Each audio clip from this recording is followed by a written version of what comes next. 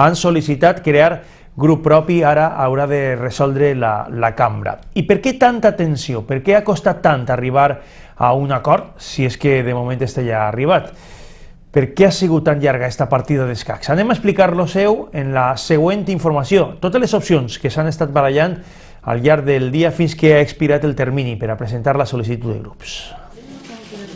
La interpretació del reglament al Congrés dona per a diverses opcions, però la més estricta advertís que no poden formar grup diferenciat dos formacions que no s'han enfrontat a les eleccions o que ho han fet sota la mateixa marca, en este cas Podemos. Però amb tot això, els valencians no desistien de les negociacions. En el panorama que tenien i esgotant el termini, les opcions eren 1. Passar directament al grup mixte. 2.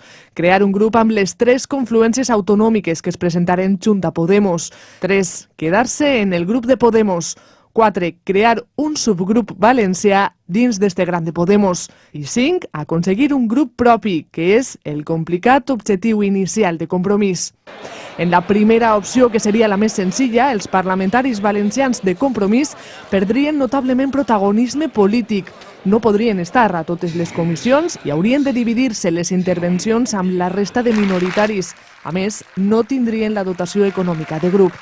En l'opció número 2 haurien de juntar-se amb la coalició catalana En Comú d'Ada Colau i amb la gallega Marea, tenint una tercera part del poder i la representació.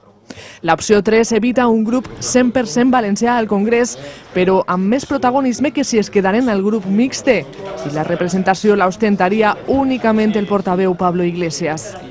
Cosa similar passaria en l'opció 4, que els donaria una miqueta més de reconeixement, però sempre dins de la formació morada i a voluntat dels podemistes.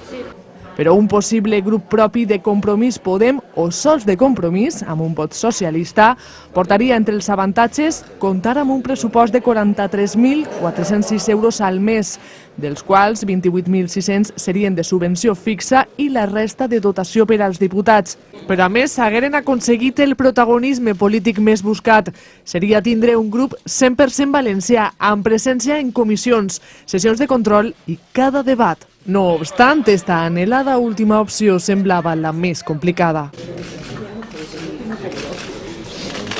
I ja serà